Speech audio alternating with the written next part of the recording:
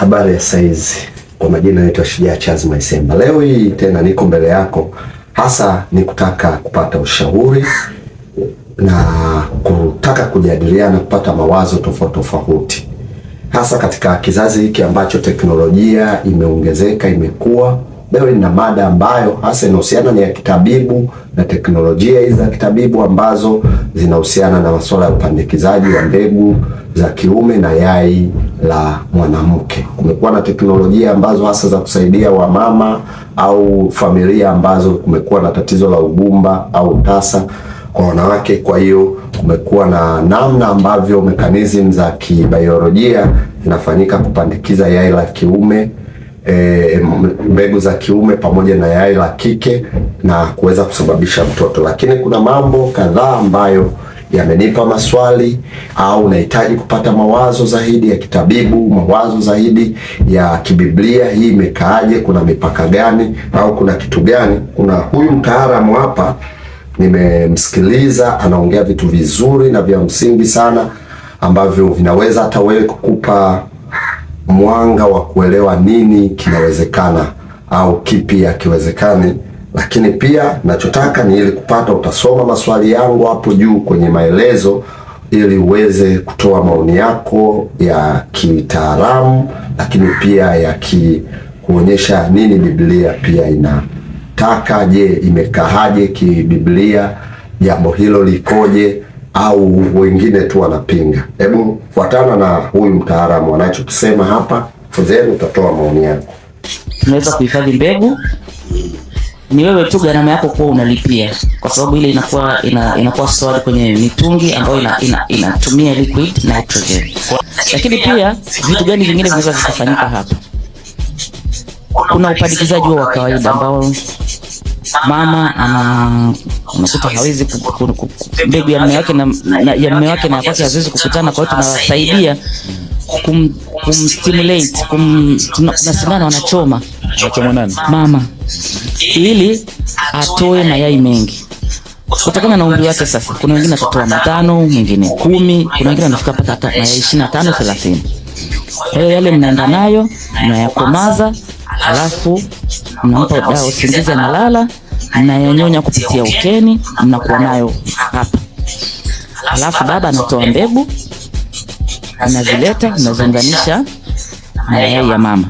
Kwa hiyo hapa tuna uwezo wa kutoa mayai ya mama na kuyakutanisha na mbegu ya baba naturally.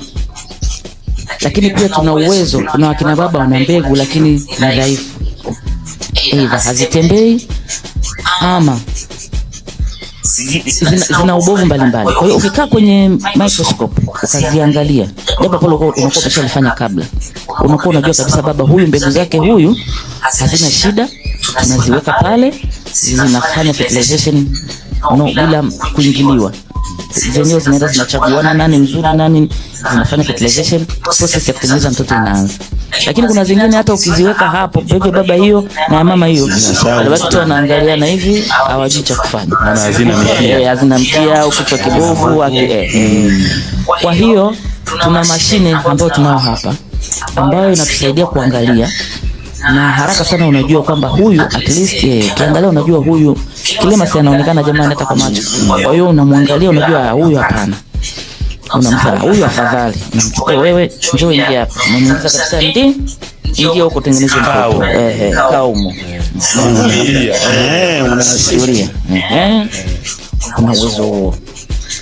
Tuna uwezo pia wa kuhifadhi sasa hao watoto au embryos.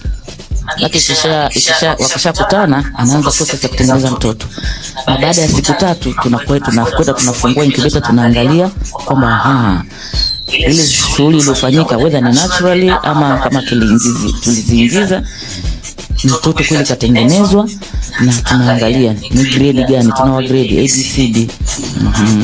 Grade A tunafurahi, grade B hivyo hivyo. Kwa hiyo sasa tunaanza kuangalia kama ametengeneza mayai 30, huwezi kumtia yote. Kama ametengeneza watoto 30, wewe unamchagulia the best, kisha tena theater unamuingizia watoto wake 2 au 3. Kama ni grade A 2 wanatosha, kwa sababu mmoja grade A anaweza kutengeneza pacha. Kama kazi wote wale wakitengeneza pacha itakuwa watoto 4 watakuwa wengi sana. Kwa hiyo tunarudisha kwenye tumbo la uzazi la mama, alafu tunamwacha sasa, mimba inaendelea kukua kama mtu mwingine yoyote. Of course anapata support ya dawa. Wale wanaobaki katika kituo hiki tuna uwezo pia wa kuhifadhi mpaka siku atakao wataka tena. Kwa hiyo mtu anayetengeneza mayai mengi ana faida ya kwamba anawekewa wale, anazaa mtoto, baada ya miaka miwili anarudi tena, anawekewa wale, tunawatoa kule, tunakuwa freeze, tunayeyusha vitrification, tunaangalia wako vizuri, high grade ni ipi, tunamwekea tena, anaenda nazaa, anaweza karudi tena baada mpaka atakaporidhika kwamba sasa watoto wamenitosha. Kwa hiyo kuna sheria nyingi ambazo zinagovern hii kitu, na usiri mwingi na kuheshimiana kwingi, kwa sababu jambo la ugumba ni jambo ambalo kwa very personal. Hamna mtu anapenda kuwa labeled kwamba ni mgumba, hata kama ni mgumba mnamuona, lakini apendi uongelee wala udiscuss chochote kuhusu hiyo shida yake. Kwa hiyo hivyo ndio vitu ambavyo tunaweza kufanya hapa. Unaweza kustore, unaweza na surrogacy ile ambayo umesema. Hatujaanza kufanya, lakini ikatokea mtu anahitaji, tuna utaratibu. Hiyo inafanyikaje? Lakini hiyo nimegoogle jana usiku.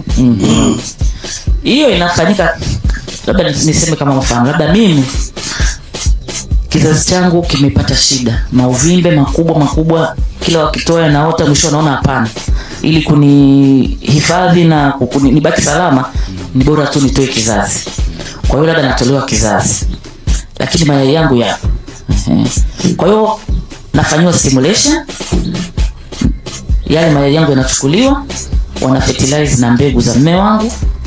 Yule mtoto tunaenda tunamchukua mke wa Zembwela. Mke wa Zembwela unaweza kusaidia, naomba tubebeo mtoto. Kwa hiyo tunamwekea mke wa Zembwela na kwa kibebeo anabeba yule mtoto, akizaliwa tunamwambia asante sana, kwa heri, mchukua mtoto wangu.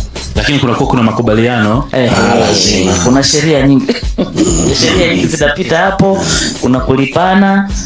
Kama unatoa sadaka nayo ni vizuri, lakini kuna hiyo option pia.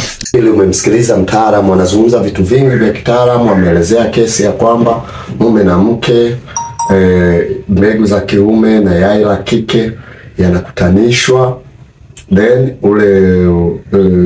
zile naneleo inapandikizwa katika tumbo la mke. Hata kama alikuwa ni mgumba kabisa, anapata mtoto. Lakini kuna hii kesi ambayo ameizungumza hapa mwisho kwamba kama ikiwa via vya uzazi vya mwanamke vimeharibika au kimetolewa, bado na uwezekano wa kufanywa stimulation, yai la kike likaunganishwa na mbegu ya mwanamke, lakini ile yai na kile kilichounganishwa na kupandikizwa kikaekwa katika kwa mwanamke mwingine ili aweze kupata mtoto. Lakini pia hapa kuna kesi nyingine ambayo pia ni kwamba mwanaume mbegu yake iko sawa, ila mwanamke yai lake aliwezi kufanya ile fertilization, inaweza ikachukuliwa mbegu ya mwanamke mwingine kwa namna yote, zitaunganishwa na za huyu mwanaume, au mbegu ya mwanaume haina uwezo, inachukuliwa yai la mwanamke inaunganishwa na yai la mwanaume mwingine, zinafanywa fertilization, then baadaye kama ni ujauzito ule unawekwa kwa mwanamke, anakaa anazaliwa. Sasa hapo ndipo maswali mengi yanapokaa kutaka kuanza kujitokeza. Je, huo ni uzinzi au sio uzinzi, au imekaaje kitaalamu? Na tamani sana wale wataalamu hasa wa masuala ya kibiolojia na wenye ufahamu wa neno la Mungu wanaweza wakatusaidia katika hilo, ili kuondoa, wakati mwingine ni ujinga, wakati mwingine ni kutokuwa tuna maarifa, kujua hizi masuala ya kitabibu. Kuna wengine wanaona labda sio ya kibiblia, sio ya kimungu. Je, linahusikaje? Au kufanya hivyo kunahitaji mipaka. Ndio maana fuatilia, soma vizuri maswali hapo juu, na kama una maoni utaweza kuyatoa na mtazamo wako wa maelezo ambayo umetosheleza. Kama ni wa kimaandiko, kama ni wa kitabibu, unaweza ukatusaidia kwa faida ya wengine. Asante sana. Naitwa Shujaa Charles Mwaisemba. Mungu akubariki.